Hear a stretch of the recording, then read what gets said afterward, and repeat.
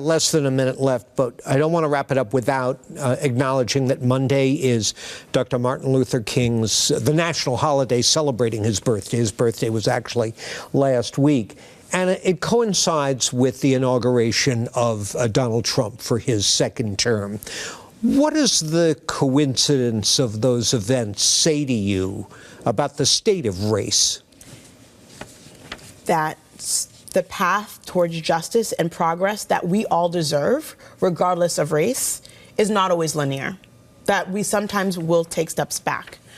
But that doesn't mean that we should cower in fear. It just means that we need to do the work of facing the problem head on.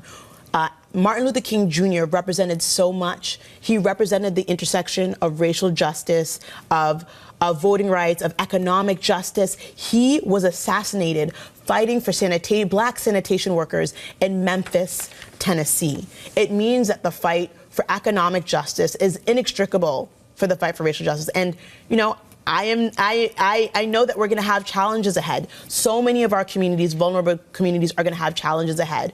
But if we are really looking, Martin Luther King Jr. was 39 years old when he died. 39 years old. And there's no way that you accomplish all of that without some level of fear. But there is a tremendous amount of courage knowing that when we work collectively together on behalf of all of our residents, from Mattapan, Hyde Park to Charlestown and East Boston, that we will progress as a city, regardless of what's happening nationally, and that we need to look out for each other and for all of our neighbors. It's important not to sanitize Dr. King because he cared about everyone and he cared about that intersection of economic and racial justice. And that's the work that we try to do on the Boston City Council. Councilor, thank you. Thank you so much for having me. It's always good to see you. Come back again soon. Happy Dr. King weekend.